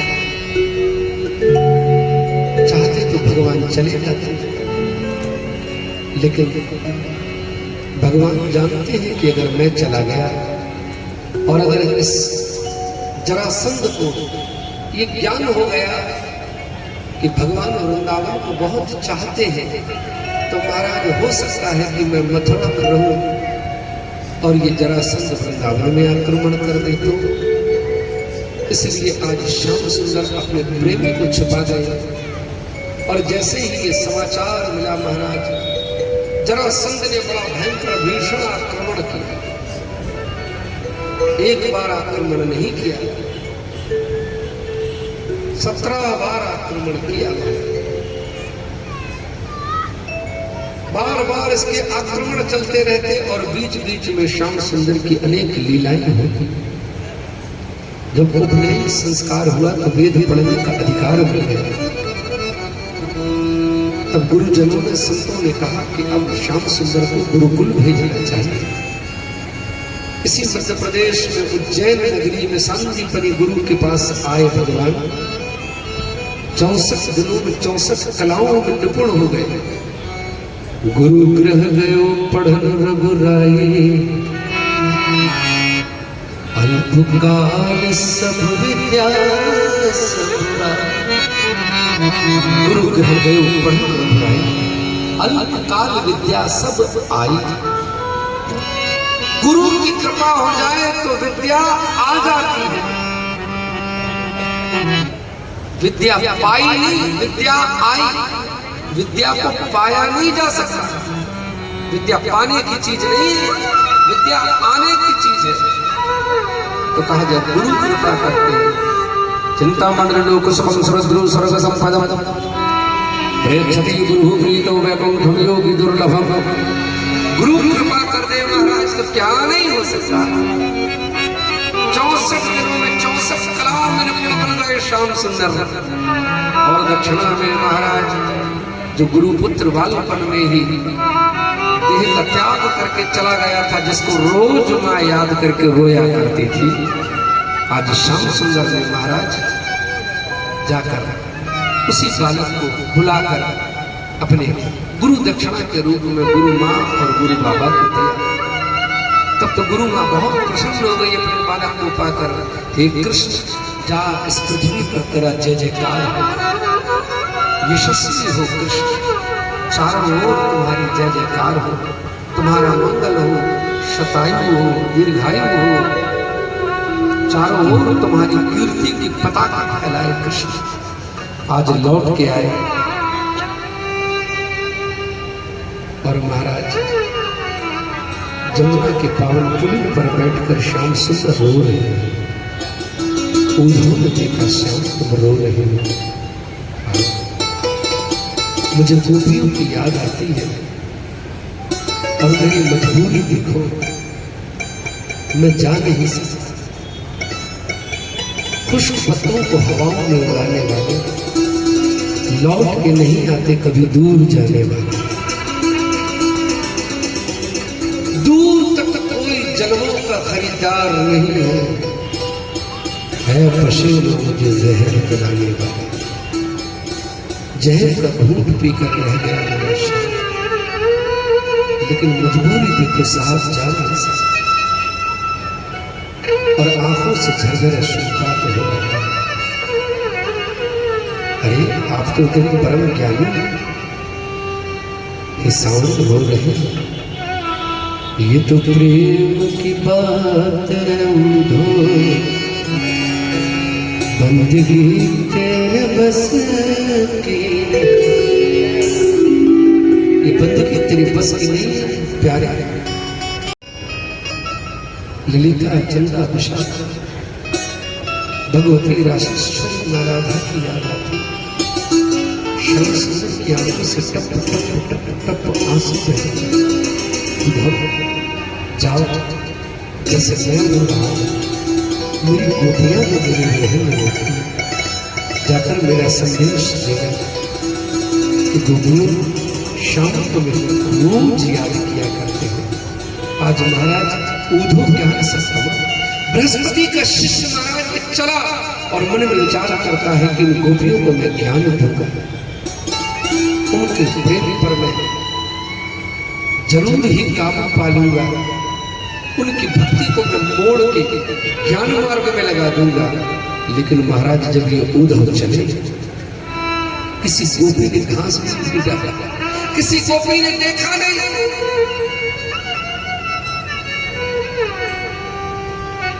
सब अपने में ही महाराज मस्त है। कोई भौरे से बात करती है, काले भौरे, जैसा तू काला वैसा तेरा कृष्ण काला, और जैसे तू कानों में आकर गुनगुन गुनगुन करता है और अपना काम बना लेता है, पुष्पों की पराग पर बैठकर तेरा मतलब निकल जाता है, तू छोड़कर चला जाता है। अरे क्यों ना हो, क्योंकि स्वार्थी कृष्ण का ही तो मित्र है, तू दूर हो जा हमारी नजरों से। कोई गोपी नेताओं से बात करती है, कोई गोपी भक्तों से बात करती है। महाराज इन गोपियों का प्रेम का प्रवाह देखा तो ये उद्धव लजा गए, शर्मा गए। मैं अपने आप को बहुत ज्ञानी समझता था, लेकिन इन गोपियों के पास खड़े होकर मुझे समझ में आया कि अभी भी भगवान की उस अध्यात्म की क्लास में मेरा एडमिशन भी नहीं हुआ है। भगवान को प्राप्त करने के लिए बहुत बड़े बड़े वेदों के मंत्र नहीं चाहिए। भगवान को प्राप्त करने के लिए महाराज ये मन रूपी सुगंध चढ़ाना पड़ा। आज उद्धव देखता महाराज इन गोपियों के पास तो मन है ही, ये तो मन रूपी सुगंध शाम के चरणों में चढ़ा चुकी है, इन्हें संसार से कोई लेना देना। आत्मा तुम गिर जाती, प्राणा सहचरा, पूजा ते विषयों भोग निद्रा समाधि स्थिति, यत यत कर्म करो दखिल शंभो तवारा। महाराज जो जो भी है वो सब तुम्हारे लिए ही तो है। इतने में तो महाराज ये श्याम सुंदर की छवि को ध्यान करके उद्धव कहता है कि हे श्याम, मैं तो आया था इन गोपियों को ज्ञान देने के लिए, लेकिन बाहरी श्याम क्या तुम्हारी गोपियां हैं, आज मुझे कहना पड़ रहा है। आशा मोह चरण रेणु जुखाम मोहस्य वृंदावने किमपि गुलमलतोषधीना या दुश्चजं स्वजनमानि पतं च हित्वा भेजुर्मुकुन्द पदवीं श्रुतिभिर्विज्ञाम्। आशा बहुत चरण मुझे अगला जन्म देना तो इन गोपियों के बीच में देना। हे शाम, जब ये तुम्हारी गोपियां चलती हैं, इन गोपियों के चरणों की धूल मेरे माथे पे पड़ जाएगी तो शाम में समझूंगा कि मेरा जीवन धन्य हो गया। जिन वेदों के समझ में तुम ना आने वाले, नेति नेति कह वेद पुकारा, न इति ना इति, जिसका कोई अंत नहीं, जो वेद तुम्हें नहीं पा पाया वो गोपियों के पीछे शाम तुम पीछे पीछे दौड़ते हो, इन गोपियों ने तुम्हें पकड़ लिया। हे ब्रह्मांड, मुझे कोई पत्र बनाना, पुष्प बनाना, लता बनाना, पत्थर बनाना, नंद बाबा के आनंद का कोई बैल बनाना, कोई पंछी बनाना, कोई पेड़ पौधा बनाना, लेकिन ब्रज का बनाना।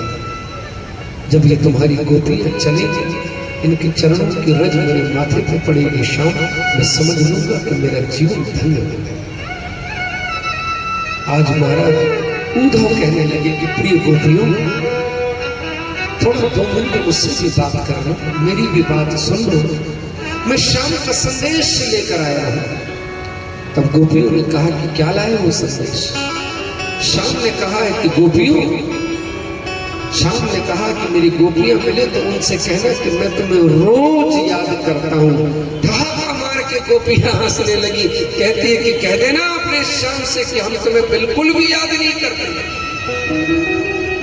अरे अभी तो शाम की विरह में रो रही थी, अभी तो बावरी की तरह भंवरे से बात कर रही थी, तो कैसे कह दूं कि शाम को याद नहीं कर रही थी? गोपियां कहती रे उद्धव, श्याम तुम्हारा नकली है, झूठा है उसका प्यार, इसीलिए रोज याद करता है। अरे याद उसे करना पड़ता है जिसे कभी भूल गए हो। श्याम से कहना हम तो तुझे कभी भूले ही नहीं प्यारे, और जब भूले नहीं तो तुम्हें याद क्या करना, तुम तो याद रह गए। मेरे जीवन की याद हो श्याम,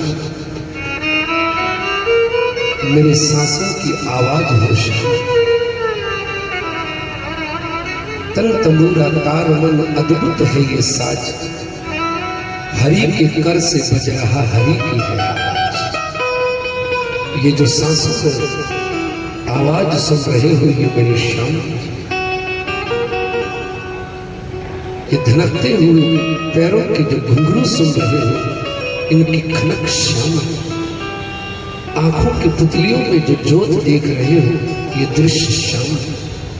कहा नहीं है उद्धव, जाओ हमारा भी प्रेम पत्र ले जाओ। इन गोपियों ने महाराज अपने घूम से उस पत्र में सा लिखा और कहा कि ले जाओ, जब ये शाम मिले तो ये हमारा पत्र दे देना। जब ये उद्धव चला और उद्धव ने जब मार्ग में खोल कर देखा इन गोपियों ने क्या लिखा है, तो महाराज उन्हें सिर्फ सा दिखाई दिया। और जैसे ही महाराज ये पत्र श्याम को दिया, श्याम ने देखा, अपने हृदय से लगाए। श्याम बहुत रोए, बहुत रोए, बहुत रोए। उद्धव कहते इसमें रोने की क्या बात है, ये पत्र तो मैंने भी पढ़ा, इसमें क्या लिखा है? श्याम कहते हैं कि घायल की गति घायल जानो, जो कोई घायल प्रेम की गति प्रेम जाने, जो प्रेम में पागल है। उद्धव तू क्या जाने प्रेम क्या होता है, प्यार क्या होती है, मोहब्बत क्या होती है, तू क्या जाने? उसका मजबूर कर देना, तेरा मजबूर कर देना और हमारा मजबूर हो जाए, वो प्रेम। अरे तूने सिर्फ सा देखा, उस सा को नहीं देखा किससे लिखा है? कहा कि लाल लाल खून से सा लिखा है, अर्थात गोपियां कहती है कि श्याम तेरे देखने की लालसा है। कब अपनी इन आंखों से तू दर्शन कराएगा? लालसा। ये उद्धव तूने सिर्फ सा देखा, मैंने लाल लाल खून से सा देखा, अर्थात इसमें लालसा देखा। खग जाने खग ही की भाषा, ताते उमा गुप्त कर रखा, खग जाने खग ही की भाषा। ये प्रेम की बात प्रेमी ही जान सकता है। आचार्य कहते हैं कि राजा जी 3 करोड़ की सेना लिए हुए महाराज काल यमन कश्मीर से चला। नारद जी ने कहा रे तू कैसा मित्र है जरासंध का, बार बार तेरा जरासंध जाता, बार बार मार खा जाता, बार बार कृष्ण से हार जाता, जा जाकर अपने मित्र की मदद कर। 3 करोड़ की सेना लेकर काल यमन चला और जरासंध वहां से चले। महाराज मुचकुंद महाराज कंदरा में सो रहे थे। भगवान को अपने भक्त मुचकुंद की याद आ गई कि अपने भक्त को भी तो कृतार्थ करना है। और आज ललकारते हुए काल यमन को भगवान उस कंदरा में प्रविष्ट हो गए। काल यमन ने भयंकर भीषण आक्रमण किया। भगाते भगाते भगाते भगाते श्याम सुंदर एक गुफा में प्रवेश कर गए। पीछे पीछे काल यमन प्रवेश कर गया और महाराज मुचकुंद सो रहे थे। भगवान ने अपना पीताम्बर उड़ा दिया। जैसे ही महाराज काल यमन ने देखा रे चलिया कृष्ण, पसीना पसीना मुझे कर दिया और यहाँ चुपचाप आकर तू लेट गया है। और जैसे ही लात का प्रहार किया मुचकुंद महाराज की आंख खुली और जैसे ही घूर के देखा तो महाराज जल के भस्मीभूत हो गए। देवताओं के पक्ष में युद्ध करने के लिए महाराज मुचकुंद गए, बहुत थक गए। देवताओं ने कहा कि कुछ मांग लो। मुचकुंद ने कहा महाराज मैं सोना चाहता हूं, और अगर कोई मुझे जगाए तो जिस व्यक्ति पर मेरी पहली नजर पड़े वो जल के भस्मीभूत हो जाए। भगवान जानते थे कि मैं अपने हाथ से क्यों मारूं काल यमन। मुचकुंद के हाथों से भगवान ने काल यवन का नमो नारायण कराया। आचार्य कहते हैं कि भगवान मन में विचार करते हैं कि बार बार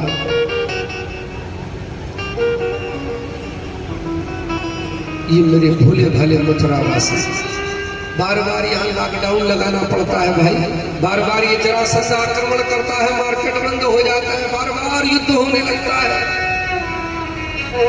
लोगों के स्कूल छूट जाते हैं, अस्पतालों के मरीज बेचारे रह जाते हैं। आज बलदाऊ भैया से कहा कि ले जाओ धीरे धीरे इन मथुरा नगर वासियों को, और भगवान ने विश्वकर्मा को कहकर द्वारका के बीच में, समुद्र के बीच में द्वारकापुरी का निर्माण करा दिया। और भगवान के जितने भी परिवार के लोग हैं, भक्त हैं, सेना है, सब लोगों को धीरे धीरे बलदाऊ भैया ने वहां पे द्वारका को शिफ्ट कर दिया। अब की बार बड़ा भयंकर भीषण आक्रमण किया महाराज जरासंध ने। ललकारते हुए श्याम सुंदर महाराज युद्ध छोड़कर भाग गए। नाम पड़ गया रणछोड़ दास। बोलिए रणछोड़ दास भगवान की जय हो। जरासंध कहता कि अरे क्षत्रिय होकर रण से भागे ताकि मांस भी न खावे। कैसा क्षत्रिय है, रण को छोड़कर भाग रहा है। भगवान मुस्कुराते, दुनिया हंसे तो हंसने दो और अपनी बने तो बनने दो। भगवान कहते हैं कि वहां पर बड़े भाई का ब्याह हो रहा है, अरे तुमसे कौन टाइम खराब करेगा, तुमसे तो बाद में निपट लेंगे। भगवान प्रवर्षण गिरी पर चढ़ गए। गिरनार के चारों तरफ पहाड़ से महाराज इन्होंने घेर लिया। जरासंध ने बहुत दिनों तक भगवान नहीं उतरे। जरासंध मन में विचार करता है कि क्यों ना इस पहाड़ पे आग लगा दी जाए, पहाड़ के साथ भगवान भी जल जाएंगे। लेकिन ये जानता नहीं था भगवान का एक छोटा सा भक्त हनुमान 100 योजन मर्याद समुद्र की जत कूद गयो छिन माही। भरत भाई कपि से रे। अरे हमारे राम जी का भक्त हनुमान जब 100 योजन तक कूद सकता है, 100 योजन मतलब 300 किलोमीटर, एक योजन 3 किलोमीटर होता है महाराज। जब 300 किलोमीटर की छलांग लगा सकते हैं तो भगवान कहां तक लगा सकते हैं। आज जैसे ही अग्नि बढ़ते बढ़ते बढ़ते बढ़ते आकाश के ऊपर तक, पहाड़ के ऊपर तक पहुंची, श्याम सुंदर महाराज कूद गए और सीधे ही महाराज भगवान की जाकर द्वारका में लैंडिंग हो गई। बोलिए द्वारका नाथ भगवान की जय हो। बड़ा भव्य स्वागत हुआ द्वारकाधीश का। चारों ओर नगर सजा हुआ है, चारों ओर शहनाइयां बज रही है, चारों ओर महाराज तोरण सजाए गए हैं। आज आनंद ही आनंद बरस रहा है पूरी द्वारका में। और पता चला बलदाऊ भैया का ब्याह हो रहा है मैया रोहिणी जी के साथ। बड़ा सुंदर ब्याह हुआ। आचार्य कहते हैं कि महाराज बलदाऊ भैया का सुंदर ब्याह हुआ। अब लोग मन में विचार करते हैं कि हमारी कन्हैया की भी बहू आ जाए तो महाराज और आनंद आ जाए। ये द्वारका वाले कहते हैं कि बड़े भैया की हो गई, छोटे भैया तुम्हारा मार्ग क्लियर हो गया। अब अपन भी देखा तब तो महाराज रुक्मणी मैया ने, विदर्भ देश की कन्या रुक्मणी, जिसका भाई रुक्मी चाहता था कि मेरी बहन का ब्याह हो जाए शिशुपाल के साथ, लेकिन रुक्मणी चाहती थी महाराज कि मेरा ब्याह हो उस कन्हैया के साथ। आज महाराज कन्हैया को प्रेम पत्र लिखा। रुक्मणी मैया कहती है कि हे श्याम, अगर मेरा ब्याह आपके साथ नहीं होगा, कर्ण विवरई हरतो गतापम रूपम दृशां दिशमतां अखिलार्तलाभं त्वय्यच्युता विशति चित्रमपत्रपं श्रुत्वा गुणानुभुवन सुंदर शृण्वतां ते निर्विष्कर्ण विवरै हरतो गतापं रूपम दृशां दिशमतां अखिलार्तलाभं त्वय्यच्युता विशति चित्तं पत्रपं श्रुत्वा गुणानुभुवन सुंदर शृण्वतां ते। हे श्याम, जब से मैंने अपने इन कर्ण रंध्रों से आपका गुणगान सुन रखा है, तब से कर्ण विवरई हर तो उदकापम, अर्थात मेरे हृदय के पूरे ताप और संताप दूर हो गए। रूपम दृशाम विष्णुताम अखिलातम, संसार का ऐसा कौन सा अभागा आदमी होगा सरकार जो आपका दर्शन न चाहेगा। जन्म जन्मांतर की मैं प्यासी आपकी भक्तन रुक्मणी आपके दर्शनों के लिए लालायित हूँ। और शाम ये जो मेरा पत्र है, इस पत्र को पढ़कर मुझे स्वीकार करना, और अगर आप स्वीकार नहीं करेंगे तो एक जन्म में नहीं 100 जन्म में तो स्वीकार करेंगे।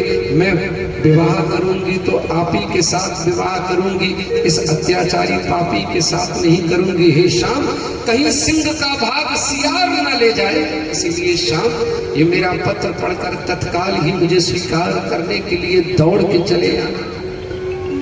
और आप कहेंगे कि आपका नया शहर है, मैं पहले कभी आया नहीं, तो मैं आपको बता देना चाहती हूँ, हमारे यहाँ कन्या एक दिन पहले गौरी पूजन के लिए जगदम्बा महारानी के मंदिर में जाती है।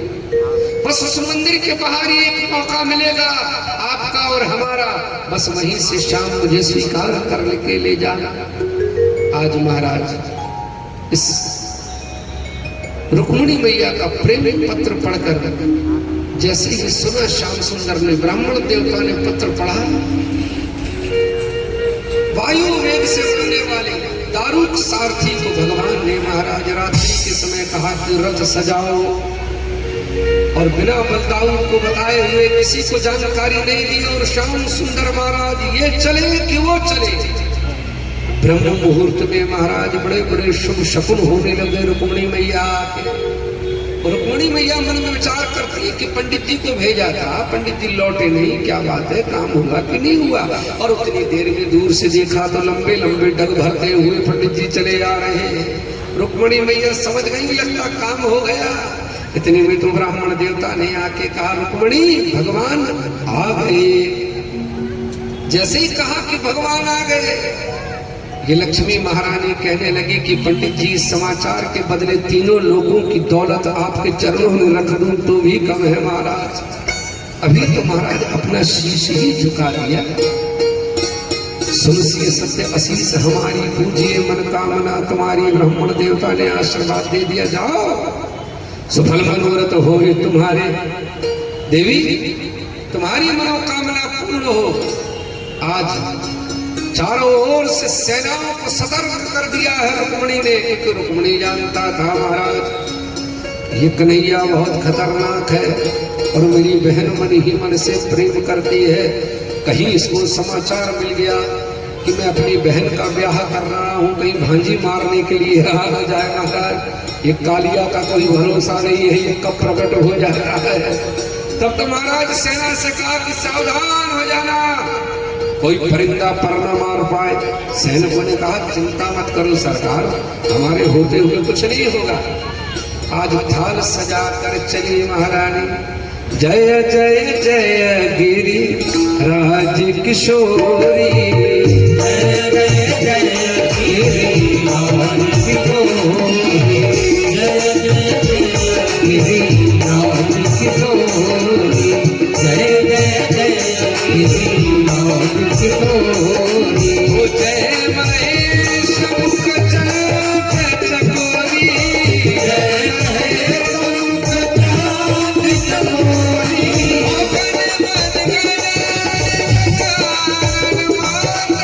मन मन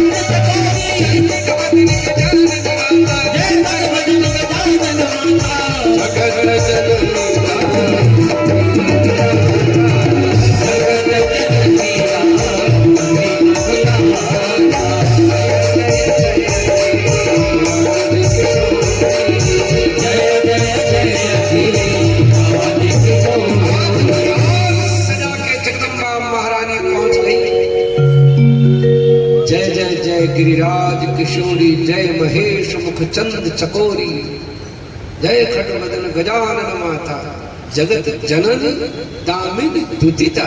माँ, मैं चाहती हूं कि जैसे भगवान महेश आपसे अत्यंत प्रेम करते हैं, मेरा सांवरा भी मुझसे उतना ही प्रेम करे। जय महेश मुख चंद चकोरी। और जैसे दो बेटे हैं आपके, कार्तिकेय और गणपति, दोनों सेना नायक हैं, मैं चाहती हूं कि भगवती मेरे भी बेटे हो और इतने ही शूरवीर सेनापति हो। जैसे भगवती तुम्हारी लगन थी, जन्म जन्म लगी रगर हमारी, बरऊ शंभु न तो रहूं कुंवर। ऐसे ही मेरे जीवन का संकल्प है, अगर ब्याह करूंगी तो इस सांवरे से करूंगी।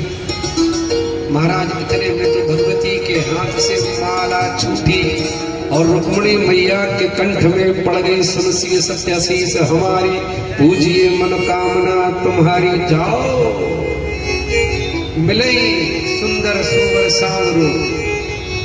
आज महाराज जैसे ही रुक्मिणी मैया मंदिर के बाहर आई, चारों ओर से सेनाओं को देखा, सतर्क है सेनाएं। रुक्मिणी मैया मन में विचार करती, इतने सैनिक देखकर कहीं कन्हैया मुझे लेने आएगा कि नहीं आएगा, आज कैसा मौका लगाया जाए। आज इससे पहले महाराज ने सैनिकों ने भगवती के दर्शन नहीं किए थे। ये रुक्मिणी मैया इतनी सुंदर थी महाराज, कभी किसी ने देखा नहीं था। आज रुक्मिणी मैया ने महाराज अपना चमत्कार दिखाया। जैसे ही घूंघट ऊपर किया, इसकी सुंदरता को देखकर सैनिक बेहोश हो गए महाराज। और जैसे ही होश में आते आते, अरे लक्ष्मी ले गए लक्ष्मीवासा, इतने में तो सांवरा कूद गया रथ से, हाथ पकड़कर महाराज सबके सामने मैया का हरण करके चला गया। और जैसे ही महाराज को होश आया, अरे ले गए ले गए ले गए श्याम मैया, पकड़ो पकड़ो। सबके सामने देखते देखते देखते महाराज रुक्मिणी मैया का हरण हो गया, लक्ष्मी ले गए लक्ष्मीवासा।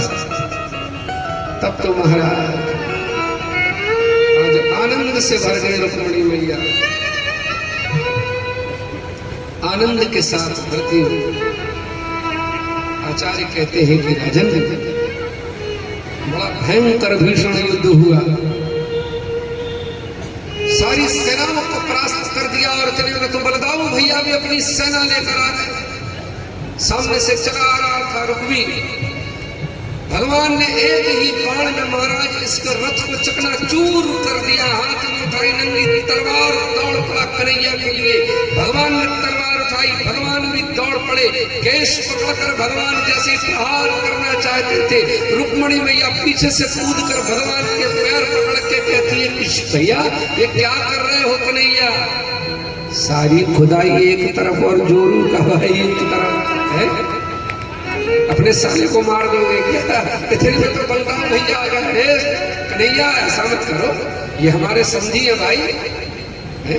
अपने रिश्तेदारों के साथ ऐसा व्यवहार नहीं किया करते। तब तो महाराज और बलदाऊ भैया समझाते हैं कि जब तुम्हारा ब्याह द्वारका में कराएंगे, कम से कम कोई एक एविडेंस तो होना चाहिए, परिवार का एक सदस्य तो होना चाहिए। बांध के महाराज रथ में डाल दिया गया और यहाँ आनंद होने लगा महाराज द्वारका में। रुक्मिणी मैया तो प्रेम से महाराज भर गई। क्यों? जो जीवन में चाहती थी वही मिल गया, और जिसको जो चाहना हो महाराज अगर वो मिल जाए तो क्या महाराज फिर तो उसका मन मयूर नाचने लगता है। ओढ़ चुनैया बनी दुल्हनिया, मैं तो गिरधर श्याम की। महाराज आज तो रुक्मिणी मैया के पैर जमीन पर रुकते नहीं हैं। आनंद के साथ रुक्मिणी मैया प्रेम से डोलती नाचती, हृदय का मन मयूर नृत्य करता। आए मैया रुक्मिणी जी के साथ थोड़ा हम भी डोल। ओढ़ ली ओढ़ चुनरिया बनी दुल्हनिया,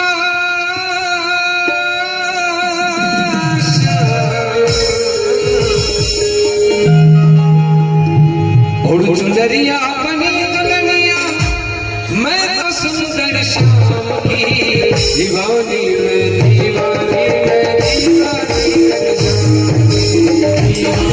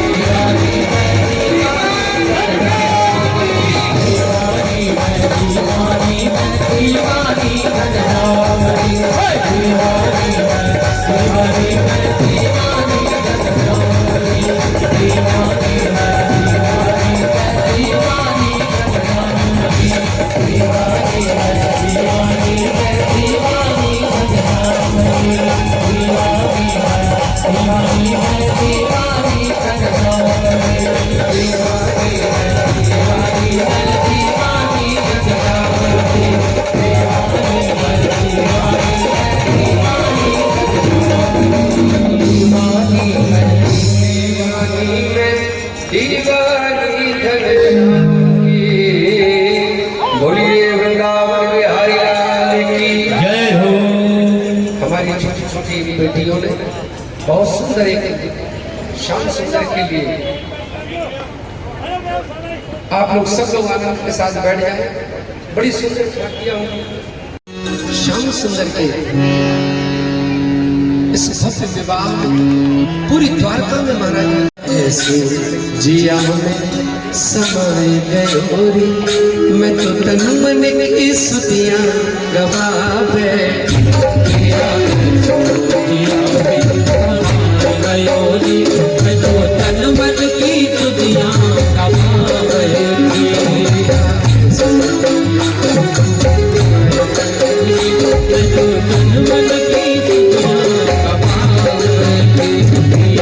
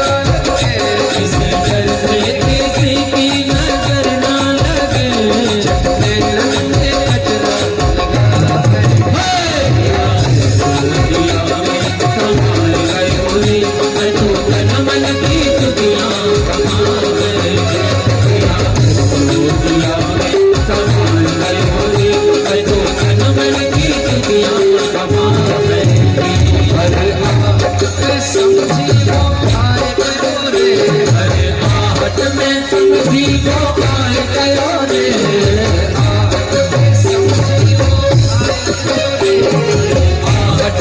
समझी वो आए गयो रे, झंझट में मुकड़ा दुनिया में समा गयो रे, तो तन मन की सुधिया दबा गए, दुनिया में समा गयो रे, तो तन मन की सुधिया दबा गए।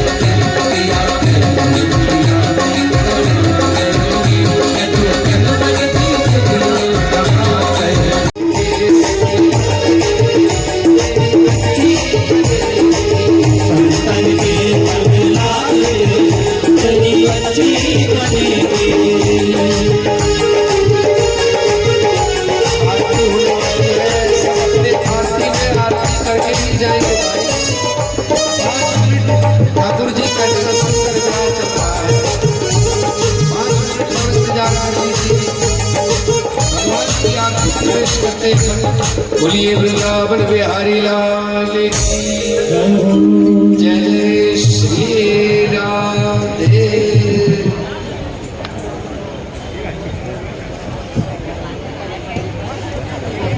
आज श्याम सुंदर का जन्म हुआ है भाई, थोड़ा 10 मिनट बैठ जाओ। भगवान की बिना आरती के नहीं जाना चाहिए, भगवान की आरती। आइए हम सब शुरू करते हैं, प्रेम से भगवान की आरती में हम सब प्रवेश करें। बोलिए माँ के बिहारी, ये शांत बना दो उसका वक्त। जय हो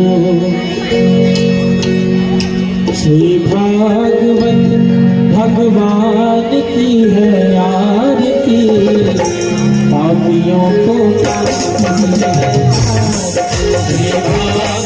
भगवान की है आरती, पापियों को पाप में हटाती। भागवत भगवान की है आरती, पापियों को पाप में हटाती। भागवत भगवान की है आरती, पापियों को पाप में हटाती। अगर ग्रंथ में चमड़े गजराला, इस ज्योति जगाने वाला। ये कमल करती है भक्ति करती है, चमड़े जगलाला, अब ज्योत जगाने वाला। है शाम यही वरदान यही है, शान यही वरदान यही, जब के मैया की आरती, पापियों को पाप से भगवान की है आरती, पापियों को पाप से हटाती। है शांति गीत पावन पुनीत, सापों को मिटाने वाला, हर दर्श दिखाने वाला। ये शांति गीत पावन पुनीत, पापों को मिटाने वाला, हर दर्द दिखाने वाला। ये सुख करनी है दुख हरनी, ये सुख करनी है दुख हरनी, ये मधुसूदन की आरती, पापियों को पाप से हटाती। भगवान की है आरती, पापियों को पाप से हटाती। मधुर कोल जगवंत कोल, सतमार्ग दिखाने वाला, बिगड़ी को बनाने वाला। ये मधुर बोल जगवंत बोल, सन्मार्ग दिखाने वाला, बिगड़ी को बनाने वाला। भज श्याम यही, श्री राम यही भज राम यही, मैया की आरती, पापियों को पाप से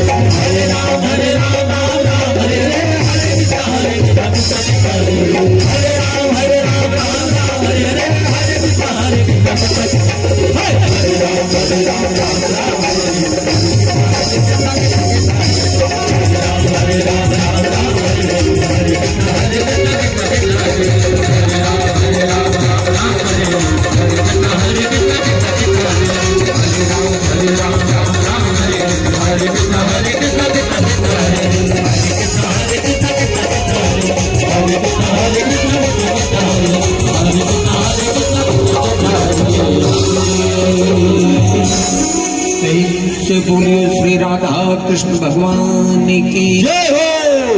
देखो इतना बड़ा जन समुदाय, एक मिनट, इतना बड़ा जन समुदाय खड़ा है, भगवान के नाम पे कोई हाथ उठाने को राजी नहीं, गलत बात है। प्रेम से बोलिए श्री राधा कृष्ण भगवान की। जब हाथ उठाओगे तभी कुछ मिलेगा, समझ लेना।